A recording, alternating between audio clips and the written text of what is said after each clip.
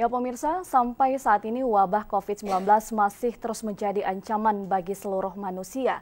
Tidak terkecuali warga Bugis Makassar yang merantau di luar negeri. Dan untuk mengetahui bagaimana kondisi warga Bugis Makassar, kita akan terhubung dengan Bapak Saiful Hamid, Ketua Perwakilan Pengurus Kerukunan Keluarga Sulawesi Selatan di New York, Amerika Serikat. Assalamualaikum warahmatullahi wabarakatuh, Pak. Selamat sore. Selamat sore, Bu Farah. Ya, Pak. Waalaikumsalam. Ya, apa kabar Pak Saiful? Alhamdulillah baik-baik kita semua. Ya Pak, bisa diceritakan Pak sejak kapan Bapak menetap di New York? Wah, udah lama sekali Mbak Farah. Jadi tepatnya saya datang tanggal 18 Agustus 1979. Jadi sudah 40 tahun lebih. Ya, sudah cukup lama Pak. Iya. Ya Pak, kalau mungkin di Sulsel Bapak kelahiran di mana dan pernah bersekolah di mana saja Pak? Saya sebetulnya lahirnya di Bandung. Bapak asli Luwu Utara. Kalau itu Ibu tahu itu kabupaten yang paling atas ya di Sulsel. Itu desanya namanya Bodemode. Ibu kotanya Masamba. Nah itu Bapak. Ibu dari Jawa Timur.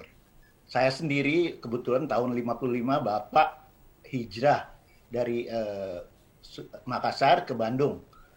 Persis konferensi Asia Afrika saya kira 1955. Saya dilahirkan tahun 1957. Saya SD di Bandung.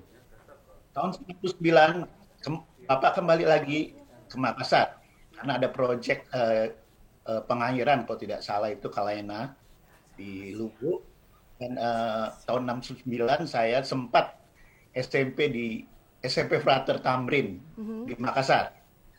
Juga 1 tahun di SMA 1 dan saya kembali lagi saya kembali ke Bandung selama 2 tahun.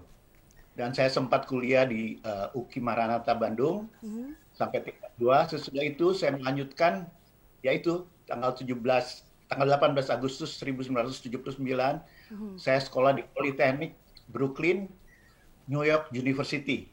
Dan sesudah itu tahun 84 saya lulus dan saya karena keenakan ya kebetulan saya dikasih kerja setahun. Ya Pak. Dan sejak itu ya saya sudah mulai bekerja. Background saya civil engineering, teknik sipil. Ya itulah perjalanan saya sekilas. Ya Pak, lalu apa yang paling Bapak kenang di kampung halaman kuliner misalnya? Yang paling saya rindu tuh kekeluargaan Mbak Sarah, karena memang itu ikatan batin itu tidak pernah lepas. Tentu Iya. saja kuliner juga seperti apa contohnya Iya. Palu semua basah pokoknya. Pak ya? Tapi lalu bahasa semua pasti. Tapi alhamdulillah tiap tahun biasanya saya Agustus pulang tiap tahun dari dulu. Kebetulan sekarang ada COVID-19 ya saya nggak bisa, saya harus nunggu. Ya itu sekilas yang. Iya Pak, lalu bagaimana situasi saat ini di kota New York? Apakah ada peraturan khusus di saat pandemi sekarang ini Pak? Oh ya tentu. Dulu kalau Mbak Sarah ingat tahun bulan April kalau tidak salah ya itu New York merupakan epicentris. Jadi yang paling banyak korbannya itu di New York. Tapi sekarang saya kira negara bagian yang paling bersih. Nomor 1 sudah bilang sudah tidak ada lah korban. Masih ada sedikit dan peraturan ini sangat ketat. Saya bisa bilang 99 penduduk kota New York mengikuti protokol apa yang dikeluarkan pemerintah setempat.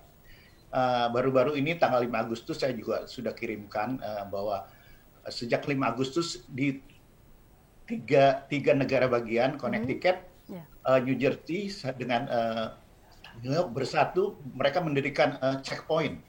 Jadi tiap orang yang masuk dicek, harus karantina di rumah ya, karantina sendiri selama 2 minggu atau didenda $10.000.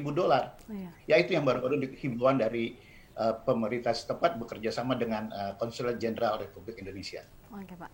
Baik, apakah ada himbauan dari Konsulat Jenderal Republik Indonesia Pak di New York soal rapid test bagi warga negara Indonesia? Lalu bagaimana KKSS menyikapinya?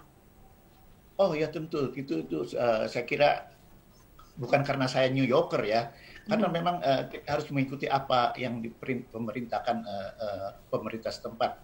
Dan kita mendukung sekali dan semua pemerintah New York City bukan saya bilang mengharuskan, dihimbau supaya mendapatkan rapid test, dan KKSS New York mendukung sekali program itu. Iya, Pak. Baik, lalu berapa perkiraan warga Sulsel di New York saat ini? Apa saja kegiatannya, Pak?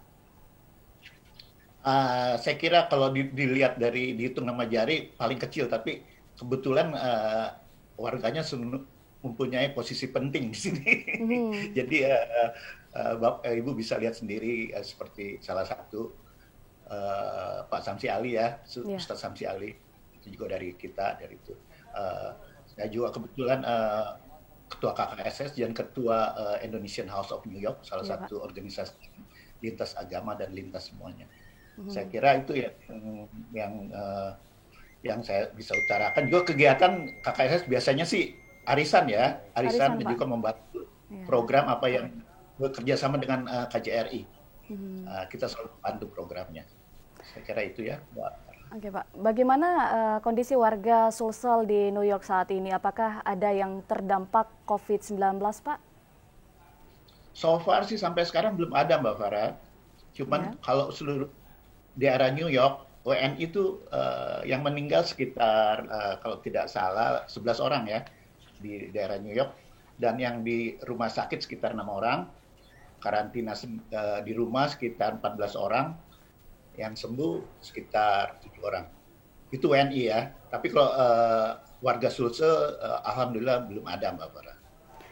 Baik, Pak. Dan sebelum mungkin mengakhiri perbincangan sore kita hari ini, mungkin ada pesan dan himbauan untuk family dan warga Sulsel saat ini yang sedang menyaksikan Sulawesi Selatan hari ini, Pak?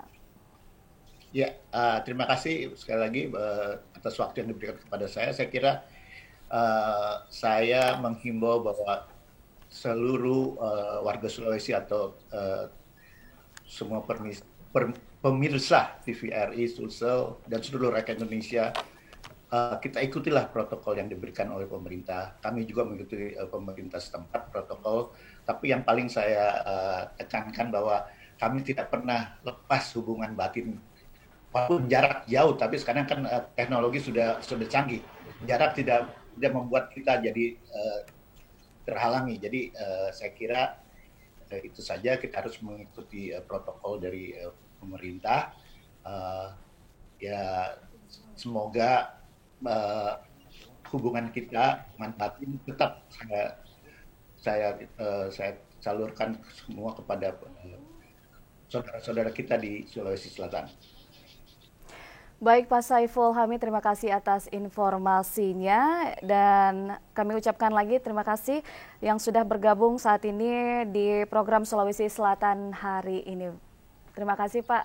Sehat selalu dan jaga kesehatan. Iya, Waalaikumsalam. Terima kasih, Mbak Farah.